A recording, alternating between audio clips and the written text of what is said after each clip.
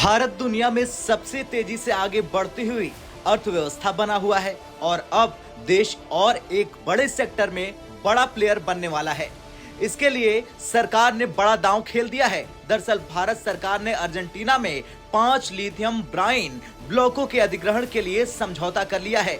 भारतीय कंपनी इन ब्लॉकों के अन्वेषण और विकास का काम करेगा। बता दें कि लिथियम ब्राइन ब्लॉकों के अधिग्रहण के लिए भारतीय कंपनी खनिज विदेश इंडिया लिमिटेड और कोटामार्का मिनेरावाई एनजेटिका सोसिदाद डेल एस्टाडो ने साइन किया है। इस डील के दौरान अर्जेंटीना में भारत के राजदूत दिनेश भाटिया भी मौजूद रहे। इसके अलावा केंद्रीय खनन मंत्री प्रहलाद जोशी भी वर्चुअल तरीके से इस अहम करार के दौरान शामिल है। इस डील को लेकर केंद्रीय मंत्री प्रहलाद जोशी ने कहा कि हम द्विपक्षीय संबंधों का नया अध्याय लिख रहे हैं और ये समझौता सतत भविष्य के लिए ऊर्जा में बदलाव में अहम भूमिका निभाने वाला है।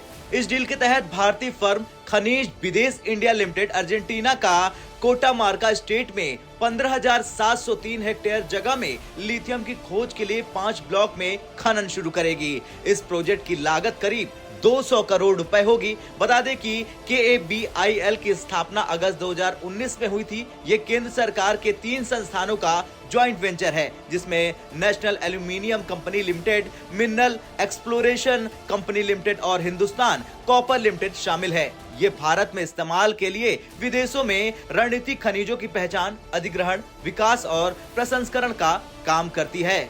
बता दें कि मोबाइल फोन की बैटरी हो या फिर इलेक्ट्रिक व्हीकल, लैपटॉप और डिजिटल कैमरों की बैटरियां, इन सभी के निर्माण में लिथियम का ही इस्तेमाल किया जाता है। कार्बन उत्सर्जन को कम करने की दिशा में लिथियम एक बेहद जरूरी चीज है। वैसे भी भारत सरकार की ओर से इलेक्ट्रिक वाहनों को बढ़ावा देने पर जोर दिया जा रहा और इस क्रम में लिथियम की अहमियत और भी बढ़ जाती है। ऐसे में भारत और अर्जेंटीना सरकार के बीच लिथियम ब्राइन ब्लॉकों को लेकर हुआ ये करार बेहद अहम है। फिलहाल चिली और बोलिविया के बाद सबसे बड़ा लिथियम भंडार अर्जेंटीना के पास है। दुनिया में कुल लिथियम भंडार में से आधा तो इन्हीं तीनों देश के पास है। वहीं भारत की बात करें तो देश इस चीज के लिए अभी चीन पर निर्भर है और ये करार इस निर्भरता को कम करने की दिशा में उठाया गया सरकार का सबसे बड़ा कदम है।